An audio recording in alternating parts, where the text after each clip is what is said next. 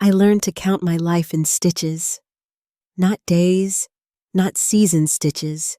12 per inch on cotton, 14 on silk. If the thread held and my hands stayed steady, and my hands, well, they always stayed steady. That was the one thing I could say about myself in February of 1884 that wasn't tangled up in shame or debt or the kind of quiet that settles over a woman when a whole town decides she ain't worth speaking to. Cedar Bluff, Texas. Morning light coming through my half-curtained window like it wasn't sure it was welcome. I kept that curtain drawn on the left side, the side facing the street, because I didn't need to see what was out there. And I surely didn't need what was out there seeing me. One plate on my table. One cup. Coffee I made strong enough to float a horseshoe. My mama would have said, I drank it black because sugar cost money and money went to Thomas's debts. Thomas, my late husband, the man who promised me a life and left me a ledger full of numbers that made the banker shake his head and the whole town whisper like wind through dry grass. He'd been gone 2 years come April. 2 years of me sitting at this sewing table before dawn, threading needles by lamplight, stitching other women's happiness together while mine unraveled stitch by stitch. I didn't mind. I told myself I didn't mind. There's a difference, I reckon. But I'd stopped looking too close at which one was true. Through that gap in the curtain, I could see the mercantile across the square. February morning, and already the ranchers' wives were floating in and out like hummingbirds' pink ribbons. Bolts of satin, little glass bottles of perfume that caught the sun and threw tiny rainbows on the boardwalk. Valentine's dance at the church hall. Saturday next. The whole town humming with it. Mrs. Calloway came at 9 for her altered dress. Paid exact change 35 cents, laid the coins face down on the counter without touching my hand. Picked up the dress, checked the hem. Nodded once. Her eyes were already on the door before I'd finished folding the tissue paper around it. Fine work, Mrs. Porter. And she was gone. Bell jingling behind her like punctuation at the end of a sentence she couldn't wait to finish. I pressed my iron over a collar seam. Steam rising up warm and damp against my face. Caught my reflection in the window glass and honest. What I seen was, well, it was a ghost. A woman superimposed over a living town. Transparent enough to see right through. The street moved behind my face. Wagons, children, dogs. Life happening on the other side of me. I threaded a new needle. My hands didn't tremble, didn't reach for nothing, didn't want. That was the bargain I'd made with survival, and I intended to keep it. I had a delivery that Tuesday. Mended shirt for Mr. Hannigan at the livery stable, torn shoulder seam. The kind of rip a man gets wrestling hay bales. 30 cents. I wrapped it in brown paper, pinned it neat, and stepped outside. 12 steps to the boardwalk, left past the mercantile, across the square to the stable. I knew the route the way a woman knows her kitchen in the dark by feel, by habit. Head down, purpose forward. I didn't linger in public. Lingering invited looking, and looking invited talk. And talk in Cedar Bluff always circled back to the same worn track poor Grace Porter.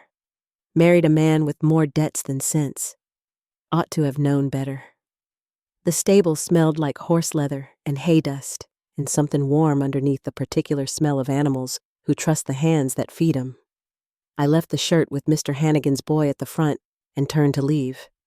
That's when I seen him, Eli Dawson, sitting on an overturned bucket just inside the stable door, pocket knife in one hand, chunk of mesquite wood in the other.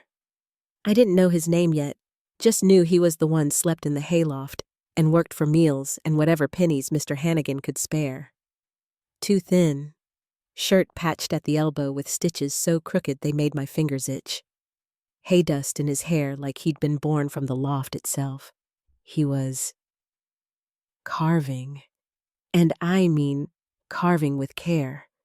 The blade moving over that mesquite with a patience I recognized because I used it myself on silk, on satin, on seams that had to be invisible, precise, deliberate, tender, even. If a man's hands on a piece of rough wood can be called that. A stray dog limped past the stable door, ribs showing through its coat like fingers under a blanket. Without looking up, without breaking his rhythm, Eli reached into his pocket, pulled out half a biscuit, and tossed it gentle to the dog's feet. The dog ate. Eli carved. Like feeding something hungry was just part of the work. I looked away fast, the way you pull your hand back from a hot stove, not because the heat hurt, but because you knew if you held on, it would. Back in my shop, I arranged my thread spools by color: crimson, burgundy, rose, blush, cream. It took longer than usual.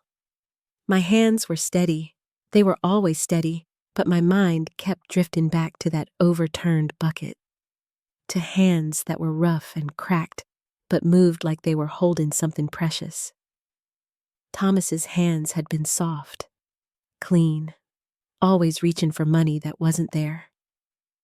I pulled the curtain closed. Through the gap, just a sliver. Barely wide enough to notice I could see the stable lantern coming on as evening settled. I didn't move the curtain further. The light helped me thread needles in the evening. That's all. Valentine's week pressed against my shop like a hand on a bruise. Every day another woman came through my door carrying fabric and expectation, Mrs. Hargrove needing her blue taffeta taken in at the waist. The Miller girl wanting lace added to a collar. Old Mrs. Patterson bringing a dress that hadn't fit since before the drought started, and her worries thickened her middle. I pinned, I measured, I stitched. Hands moving steady while these women talked about the dance like it was Christmas and Easter and the Second Coming all rolled into one Saturday night. "You're coming to the dance, aren't you, Grace?" Mrs. Hargrove asked, turning in front of my mirror, smoothing the taffeta over her hips. "It won't be the same without you. I still remember you and Thomas 2 years back, You two could waltz." The needle didn't stop. I wouldn't let it. "Dances are for folks who ain't got hymns to finish," I said. Smiled when I said it. The kind of smile that closes a door so gentle the other person don't even hear the latch. She laughed. Moved on. They always moved on. After she left, I pressed the Miller girl's lace collar and hung it in the window for pickup. The shop was full of other women's prettiness: rose satin, ivory lace, blue taffeta like a piece of summer sky. I moved through it all like a woman walking through somebody else's garden, allowed to tend, not allowed to pick. There was a sash, rose-colored, silk, left over from a bolt Mrs. Eldon had ordered last spring. I'd kept the remnant 3 feet of silk the color of something I didn't let myself think about too often. I picked it up, held it against my collarbone in the mirror, and for just a moment, 1 heartbeat, maybe 2, I seen someone I used to know.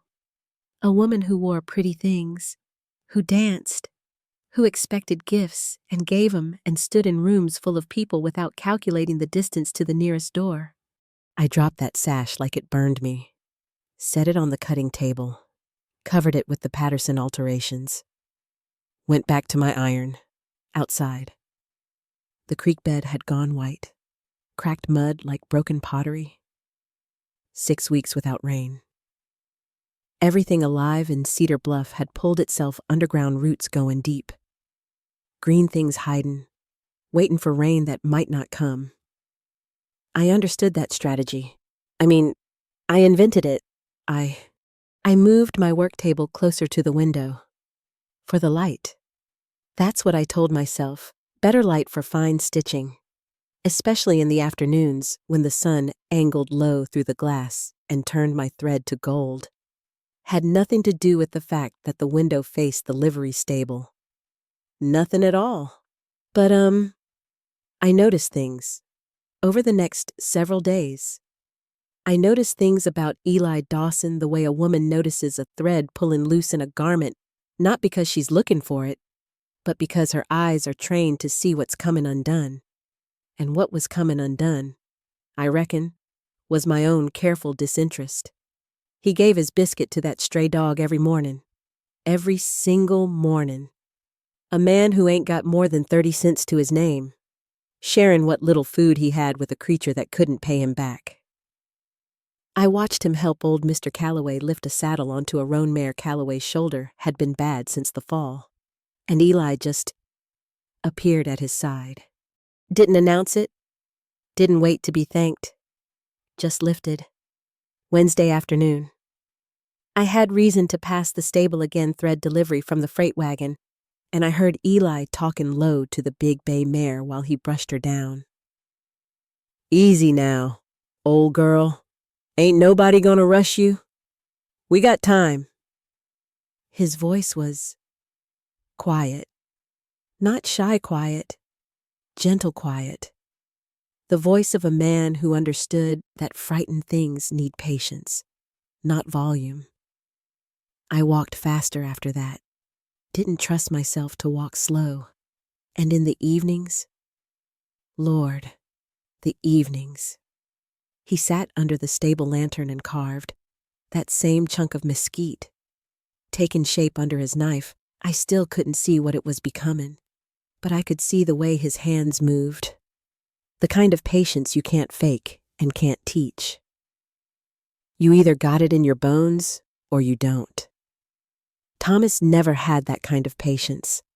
Thomas had charm quick, bright, warm, like a fire that burns hot and goes out fast. His hands reached for things. Eli's hands. They made things. I told myself noticin' ain't carin'. Watchin' ain't wantin'. A man who sleeps in hay and eats table scraps ain't someone who can offer you a single solitary thing you need. But my needle kept pausing. My eyes kept lifting. And one evening, alone in my shop with the lamplight low, I caught myself humming. Just a few bars of something an old hymn, maybe. Or a song my mama used to sing, and I stopped so sudden my teeth clicked together. I hadn't hummed in 2 years. Hadn't made a sound in this shop that wasn't the whisper of thread through fabric or the hiss of the iron. I pressed my hand flat against the table and held very still until the urge passed. It didn't pass. Dusk on a Wednesday, and I stepped outside to shake fabric scraps off my apron. That's all. That's what I told myself, just cleaning up, just routine, just a woman doing a small domestic task in the fading light. Eli was on the bench outside the mercantile, whittle shavings at his feet like mesquite-scented confetti. He looked up when I came out. Didn't smile. Didn't look away, either. Just acknowledged. The way one animal recognizes another at a waterhole, no threat. No display. Just, I see you, and you see me, and that's enough. I could have gone back inside. I almost did. But my feet, well, my feet had other ideas. I walked to the edge of the boardwalk, shook my apron, stood there in the purple amber light while the day folded itself up like a letter being sealed. "Evening, ma'am," he said. Quiet, not pushy. "Evening." Silence, but not the bad kind, not the kind Cedar Bluff filled with whispers and turned backs, so. This was the silence between two people who understood that words cost something and shouldn't be spent cheap. "Drought's getting worse," he said. "Creek's been dry 3 weeks. Thread prices go up when the wagons slow down. He nodded, turned the mesquite in his hands. Mr. Calloway says the deeper well east of town's holding. Told me where to find it, case the stable pump gives out. A pause. Good man. Calloway. Don't say much. Don't need to. Some folks talk to fill space, I said. And I don't know why I said the next part, it just came out, like a stitch pulling free. Other folks stay quiet, 'cause they learn nobody's listening anyway. He looked at me then, really looked. Not at the widow, not at the debts, just at me. I listen, he said, simple as water. Ain't always got answers, but I listen. I sat down, right there on the bench. Didn't plan it, didn't decide it. My knees just bent and my body settled, and suddenly I was sitting next to a man who spoke about listening like it was a skill he'd practiced the way I'd practiced stitching quiet. Deliberate, day after day. We talked about the price of hay going up, about how Mr. Hannigan's boy was scared of the black gelding and tried to hide it, about how Mrs. Patterson's rosebush was dying by the fence and she watered it every morning anyway. Stubborn as faith, small things, ordinary things, but underneath the ordinary words ran a current, the unspoken recognition that we were both people this town looked past, and that sitting here together in the dusk was an act of, I don't know, witness, proof that the other one existed. He didn't ask about Thomas, didn't ask about the debts. I didn't ask where he came from or why a grown man slept in hay. We just sat in the space between our separate silences and let it be enough. I went back to my shop trembling. Not from cold. From something worse, the terrifying, electric feeling of being seen, like someone had struck a match inside a room I'd kept dark for 2 years. And suddenly, I could see all the dust I'd been pretending wasn't there. I locked the door, put my hand on the bolt. The lock felt different tonight, not protective, punitive. I stood there a long time. Mrs. Eldon came Thursday morning, the banker's wife, silk dress, pearl earrings, perfume that walked into a room 3 steps ahead of her and lingered 10 minutes after she left. She wanted a button replaced on her Sunday jacket, a 5-minute job she could have done herself. But Mrs. Eldon didn't come to my shop for buttons. She came to deliver messages. I do hope you're keeping well, Grace. Smile like sugar over vinegar. I only mention it because, well, folks have noticed you spending time near the livery stable. That Dawson boy. She examined her gloves. I'm sure it's nothing, but a woman in your position with your husband's debts still on the books, well, appearances matter, don't they? I held my scissors steady, looked at the button, not at her. A widow's reputation is all she has, Mrs. Eldon continued, and her voice was, God, it was so gentle, so concerned, so perfectly poisoned. Especially a widow whose husband left certain complications. I'd hate to see you give people more cause to talk. My scissors pressed into the jacket fabric. Too hard. I felt the weave strain under the blade, 1 more ounce of pressure, and I'd have cut clean through the wool. I eased off, set the scissors down with both hands because one hand alone might have trembled, and I would not let this woman see me shake. I appreciate your concern, Mrs. Eldon. My voice came out flat, pressed smooth, like an iron had been over it. She heard what I meant underneath. Her smile thinned. She left the jacket, took her change, paused at the door.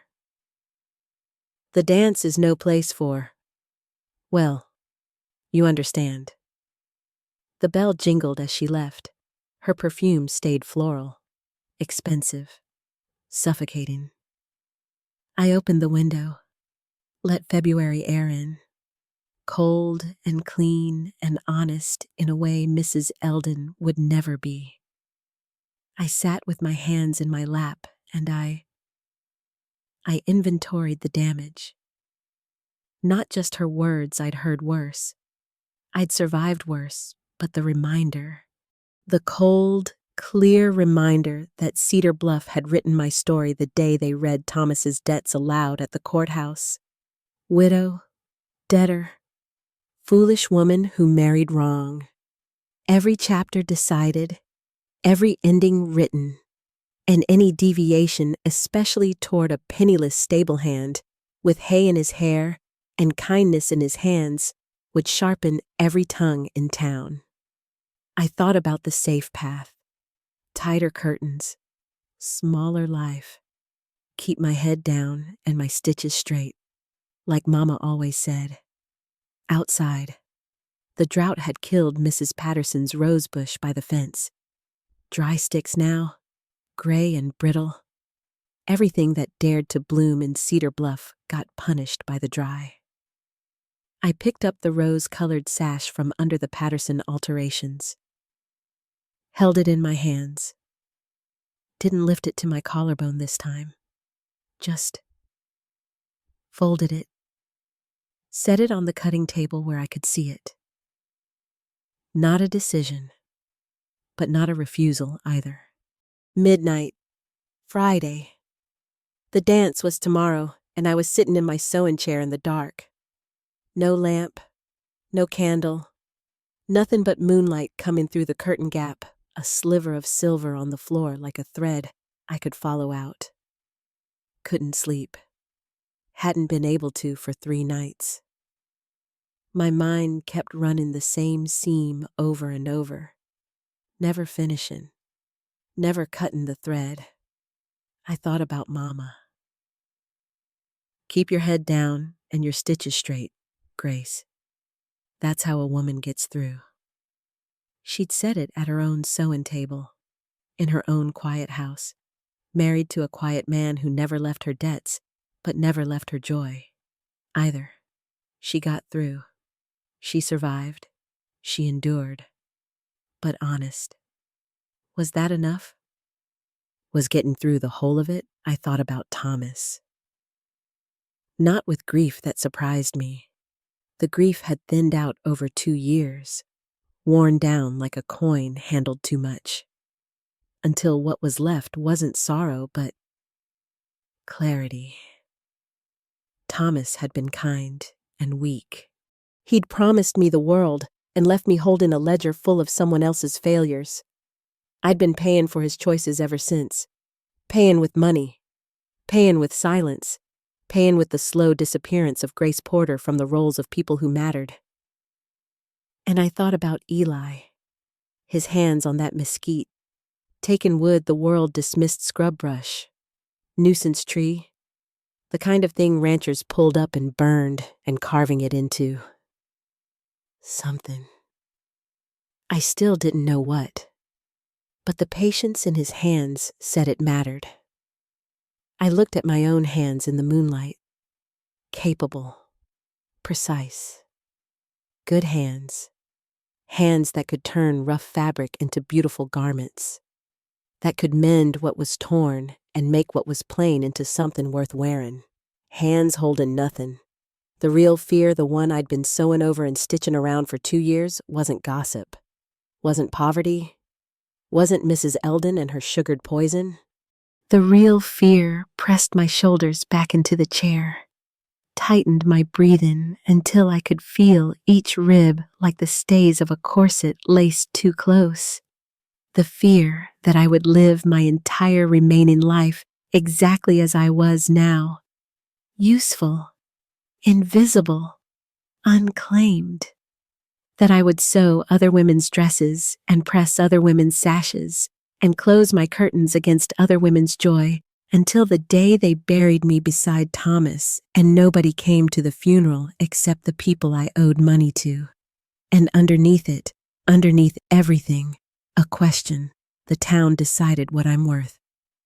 The day they read Thomas's debts aloud. Do I agree with them, or do I walk into that church hall tomorrow and let them see me disagree? Dawn crept under my door, pale light, thin as hope.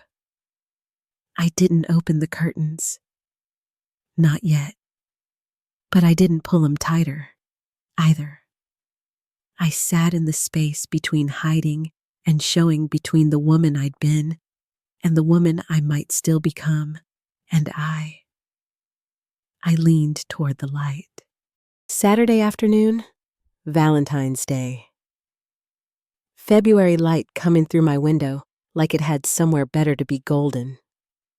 Warm for February. The kind of light that makes even Cedar Bluff look like it was painted by someone who loved it. I was pressing Mrs. Hargrove's blue taffeta. Last job of the day. Last act of invisible service, the seamstress making another woman beautiful for a dance she wasn't attending. Steam rose from the iron, and I watched it dissolve. The way everything I ever wanted had dissolved. Slow and quiet. Into the dry Texas air. Then a knock. I set the iron down. Stood still. 1 heartbeat. 2, 3. Crossed the room and opened the door. Eli Dawson stood on my step, hat in hand, boots so dusty they were near white. His shirt was the same one with the crooked stitches at the elbow. He didn't have another. His hair was combed wet, though, slicked back with water from the stable pump. He'd tried. Lord, he'd tried. And in his hands, rough, cracked, work-hardened hands, he held a rose. Not a real rose, a carved rose. Mesquite wood, dark and grainy and warm-colored, and every single petal shaped with such care that I could see the hours in it. Days, maybe. The curve of each petal catching the afternoon light, casting tiny shadows like a real flower would, like something growing, like something alive. I ain't got flowers, ma'am. His voice shook. Just a little, just enough to tell me this was costing him everything he had, and everything he had was almost nothing. But I reckon this one won't never wilt on you. I took it from his hands, and I can't explain what happened next except to say that I felt every hour of his carving pass through my fingers. The patience, the deliberateness, the choice to take something the world dismissed mesquite, scrub wood, nuisance tree, and turn it into beauty. Not because it would earn him money, not because it would impress anybody, but because he wanted to give me something, and this was all he had. The work of his hands and the courage to knock on a widow's door. I held that wooden rose like it was made of diamond. First gift anybody ever made me with their own hands, I said, and my voice cracked on the word hands because I meant it. Thomas bought me things. Store-bought things. Paid for with money he didn't have. Nobody had ever sat under a lantern night after night and carved something just for me. Here's the moment. Here's the moment that changed everything. Though nobody else in Cedar Bluff would understand it, I pinned it to my dress. I chose it. Chose him. Chose myself. Not because he asked me to. He hadn't asked anything. He'd just offered. And I could have thanked him kindly and closed the door and gone back to my iron and my invisible life. I could have set that rose on my windowsill and admired it alone in the dark. Instead, I pinned it over my heart.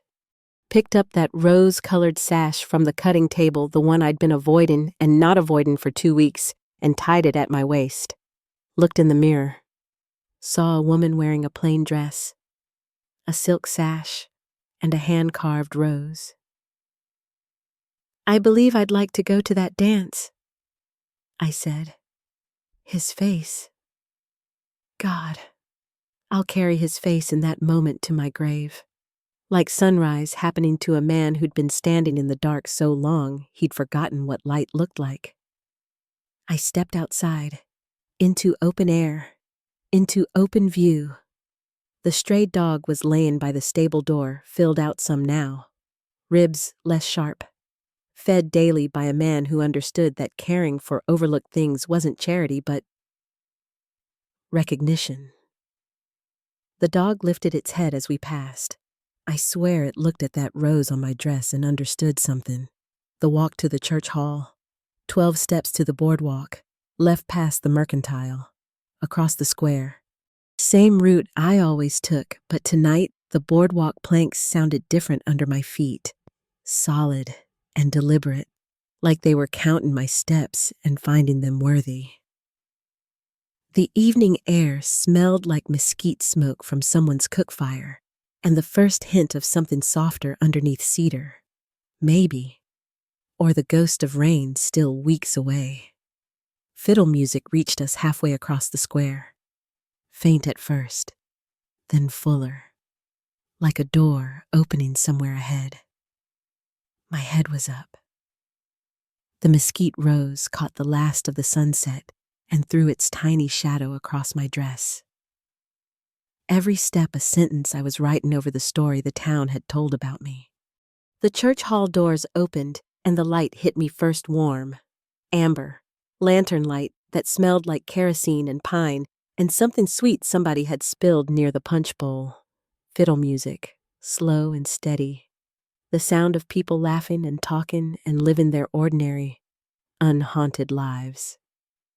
Then silence. It fell like a held breath. One by one, heads turned. Eyes found me in the doorway. Grace Porter, the widow with the debts, standing beside Eli Dawson, the stable boy with the hay dust, and on my dress, a wooden rose that caught the lantern light and held it like a jewel. I felt the weight of every eye, every whisper forming behind every hand. Mrs. Eldon's face tightening like a drawstring purse. Mrs. Hargrove's eyebrows rising. The Miller girl nudging her sister. And I held it. All of it.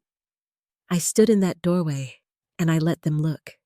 Let them see the widow in her plain dress with the rose-colored sash and the hand-carved mesquite bloom pinned over her heart. And I didn't shrink. Didn't explain. Didn't apologize. I walked in. Eli offered his hand. I took it. Not because I needed steady and my hands were steady. They were always steady, but because I wanted to. Because wantin' was something I'd decided to allow myself again. We danced. Slow, simple, just a fiddle and two people moving together under lantern light. His hand rested at the small of my back, rested, not pressed, light enough that I could step away any time I chose. The space he left between us said everything his mouth didn't. You're here because you want to be. You can leave when you want to. I ain't holding you. I'm just here. Old Mr. Calloway nodded from his chair by the wall. Mrs. Hargrove smiled small. But real? Mrs. Eldon turned her back. I noticed all of it, and I let none of it matter. That was a long time ago now. More than 40 years. I'm sitting in the same chair, by the same window. But my hands look different now, thinner, lined, the knuckles swollen in a way that makes fine stitching harder than it used to be. Eli's hands changed too, over the years. Got stronger, got softer. Somehow, at the same time. The way hands do when they spend a lifetime building things and holding things and touching someone's face in the dark. I wish I could tell you that night changed everything at once, that the town stopped whispering and the debts disappeared, and we rode off into some painted sunset like the stories people tell about the West. But that ain't how it happened. The truth is quieter than that. Eli never became a rich man. Never owned more than a few good tools and a steady pair of hands and a heart bigger than his circumstances ever allowed for. We married that spring small ceremony, just the preacher and Mr. Calloway and Mrs. Hargrove, who brought a pie and cried through the whole thing. We moved into my little shop, added a room in the back. He took over the livery stable when Mr. Hannigan's health failed. I kept sewing. The debts got paid. Took 7 more years. But they got paid. Every last cent of Thomas's poor choices. Settled and done. And when I walked into the mercantile the day I made that final payment, I held my head the same way I'd held it walking into that dance-up. Steady. Mine. But here's what I think about now, with the morning light coming through just the way it always has. I think about worth. How the town measured it in dollars and debts and the ledger at the bank. How Thomas measured it in promises he couldn't keep. How Mrs. Eldon measured it in pearl earrings and the power to make a widow feel small. And how Eli measured it in hours of careful carving. Turning dismissed wood into something beautiful with nothing but a pocket knife and the stubbornness to believe that a woman nobody else was looking at deserved someone to look. They say some gifts cost everything a man's got, and that's exactly what makes them priceless. But I learned something deeper than that. Something it took me 40 years on this side of that wooden rose to understand. Receiving that gift, pinning it on, opening the door, walking into the light that costs everything a woman's got. Too. And I paid it. Gladly. With steady hands and a silk sash and the mesquite rose that sat on this windowsill catching morning light since 1884. It ain't never wilted. He was right about that.